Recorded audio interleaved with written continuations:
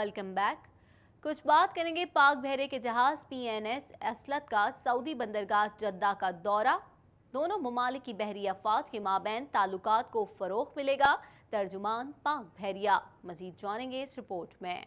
पाक बहरिया के जहाज PNS असलत ने सऊदी अरब की बंदरगाह जद्दा का दौरा किया, जहां बंदरगाह आमद पर रॉयल सऊदी नेवल फोर्सेस के नुमाइंदगान ने पाक बहरिया के जहाज का पुरतपाक इस्तकबाल किया।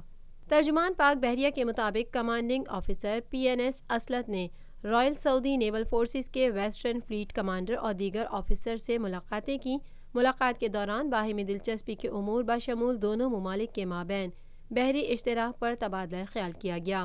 पाक बहरिया के जहाज PNS असलत के दौरे के दौरान ऑफिसर्स और जवानों के लिए मुश्तरका तरबियती सरगर्मियों का भी इनेकाद किया गया। तर्जुमान पाक बहरिया के मुताबिक दौरे के अख्तिताम पर PNS असलत ने बहीरा अरब में रीजनल मैरीटाइम सिक्योरिटी पेट्रोल का दोबारा आगाज़ कर दिया और पाक बहरिया के जहाज़ का ये दौरा दोनों ममालिक के बहरी अफवाज के माबैन ताल्लुकात के फ़रोग का बाइस बनेगा। हुकूमत ने इस्तेमाल शुदा गाड़ियों पर इतने टैक्स लगा दिए हैं कि कारोबार ना होने के बराबर हो गया है। मजीद जानते हैं इस रिपोर्ट में। रोज़ बरोज़ बढ़ती महंगाई ने जहां अवाम और नास का जीना मुहाल किया हुआ है, वहीं कार डीलर्स को भी परेशानी में मुब्तला किया हुआ है। नए टैक्स शेड्यूल के मुताबिक टैक्स में इजाफे के सबब जहां खरीदार मार्केटों का रुख करने से इज्तनाब कर रहे हैं, वहीं कार डीलर्स भी कारोबार न होने की वजह से परेशान हैं।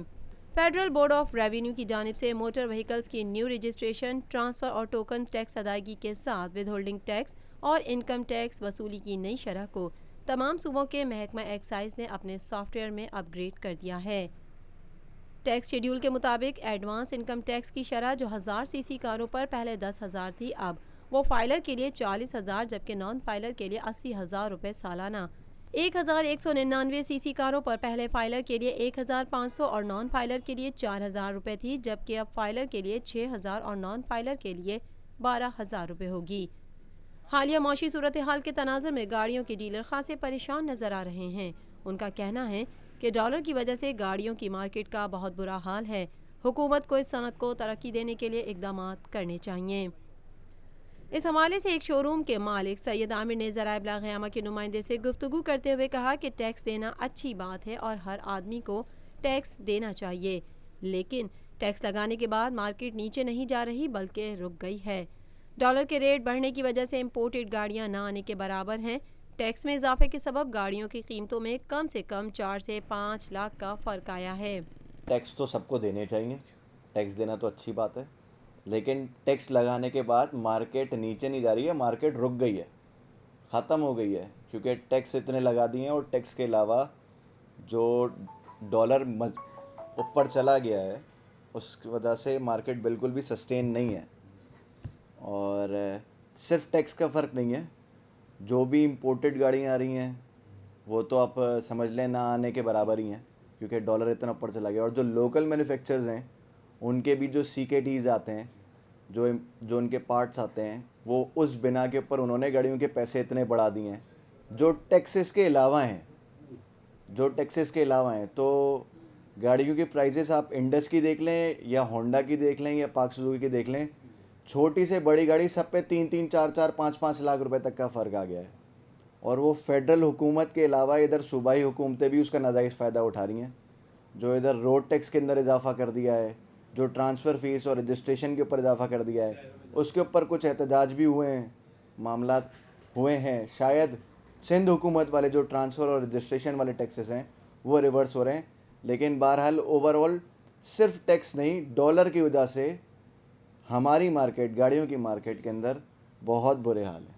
इस मौके पर गाड़ियों की खरीदो फरोख्त करने वाले काम से वाबस्ता आरिफ रज़ाक का कहना था कि हुकूमत ने इस्तेमाल शुदा गाड़ियों पर इतने टैक्स लगा दिए कि कारोबार न होने के बराबर हो गया।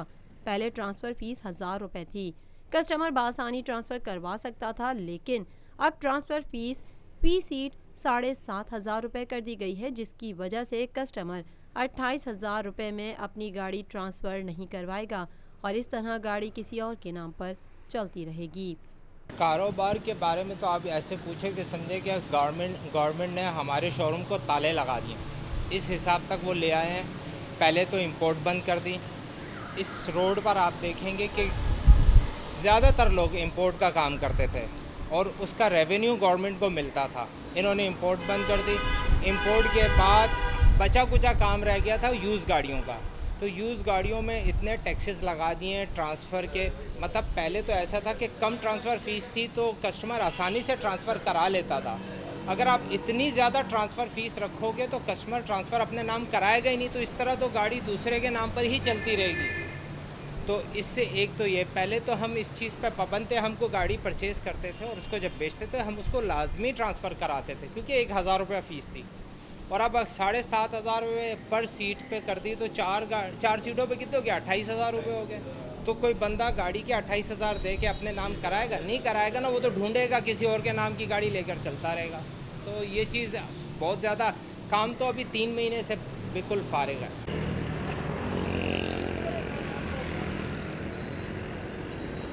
खेल के मैदान से खबर शामिल करेंगे। आपको बताएं, एक रोजा क्रिकेट मैच से रिटायरमेंट ले चुका हूं। मैं अपनी बैटिंग ऑर्डर से मुतमईन हूं और अब सिर्फ T20 क्रिकेट पर ही तवज्जो दूंगा।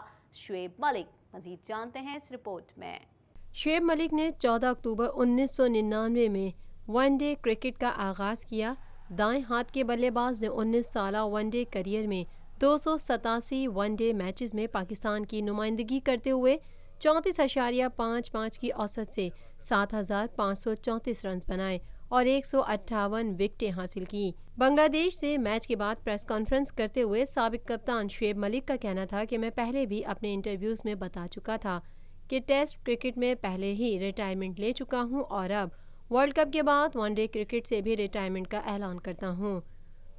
अफसरदा ज़रूर हूं मगर अपने करियर से मुतमईन हूं। रिटायरमेंट के बाद फैमिली के साथ वक्त गुजारूंगा। मैंने मेंशन किया था बहुत सारे अपने इंटरव्यूज़ में कि वर्ल्ड कप जो है वो मेरा 50 ओवर लास्ट वर्ल्ड कप है और जैसे हमें पता है आज हम लोगों का लास्ट मैच था और मैं रिटायरमेंट अनाउंस करता हूँ वनडे क्रिकेट से और सैड ज़रूर हूँ लेकिन ये है कि सेटिस्फाइड भी हूँ और शुक्रिया अदा करना चाहता हूँ अपने कोचेस का जिनके भी मैं अंडर मुझे गाइडेंस मिली है।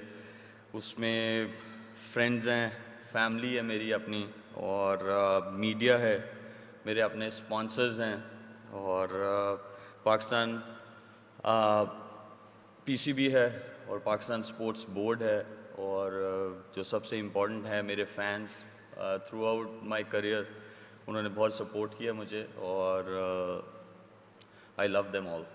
उन्होंने कहा कि मैं अपने 20 साल करियर में अपने coaches, PCB, Pakistani sports boards और अपने चाहने वालों का शुक्रिया अदा करता हूं जिन्होंने मुझे हमेशा सपोर्ट किया। सहाफ़ी की जानिब से T20 वर्ल्ड कप के हवाले से पूछे गए सवाल के जवाब में साबिक कप्तान का कहना था कि चूँकि मैं एक रोज़ा क्रिकेट मैच से रिटायरमेंट ले चुका हूँ, मैं अपने बैटिंग ऑर्डर से मुतमईन हूँ और अब सिर्फ T20 क्रिकेट पर तवज्जो दूंगा। ताहम T20 वर्ल्ड कप में देखूंगा कि इस फॉर्मेट में भी आगे खेल सकता हूं या नहीं। जब मुझे इल्म होगा कि मेरा फोकस नहीं है तो मैं खुद क्रिकेट छोड़ दूंगा। कौमी क्रिकेट टीम के ऑलराउंडर शुएब मलिक के एक रोज़ा क्रिकेट से रिटायरमेंट के ऐलान के बाद उनकी अहलिया सानिया मिर्ज़ा ने समाजी राब्ते की वेबसाइट ट्विटर पर अपने जज्बाती पैगाम तहरीर करते हुए कहा, हर कहानी का इख्तिताम है लेकिन इस ज़िंदगी में हर इख्तिताम की एक नई शुरुआत होती है। शुएब, आपने 20 साल तक अपने मुल्क पाकिस्तान के लिए खिदमत अंजाम दी। आप उसे इज़्ज़त और आजिज़ी के साथ जारी रखें। आपने जो कुछ भी हासिल किया उसके लिए मुझे और रिजहान को आप पर फ़ख्र है, लेकिन इससे भी ज़्यादा आप जो हैं हमें उस पर फ़ख्र है। देखिए, अगर मैं एक चीज़ को मानता हूँ कि मैं कंपैरिजन नहीं करता किसी भी फॉर्मेट का किसी और फॉर्मेट के साथ, और मेरे ख्याल में वनडे क्रिकेट को आप कह सकते हैं, बट एज़ आई सेड कि मैं पास्ट में नहीं जाना चाहता। मैंने रिटायरमेंट ऑलरेडी ले लिया वनडे क्रिकेट में, और लेकिन अगर T20s में देखा जाए तो जो पाकिस्तान टीम नंबर 1 है, अगर उसमें मेरा रिकॉर्ड देखा जाएगा तो वो बहुत हाई है, और बहुत सारी परफॉर्मेंसेस ऐसी भी हैं बड़ी टीम्स के अगेंस्ट भी कि वो बहुत कंसिस्टेंट हैं। इवन दो मैं बड़ा फ्लेक्सिबल हूँ इन टर्म्स ऑफ मेरा बैटिंग ऑर्डर जो है वो किसी भी नंबर पे भेजा जाता है। मैं हमेशा कोशिश करता हूँ कि टीम के लिए खेला जाए। इसी के साथ ही TNN के न्यूज़ स्टूडियो से फिल वक्त इतना ही। मज़ीद खबरों और अपडेट्स के लिए देखते रहिए TNN TV।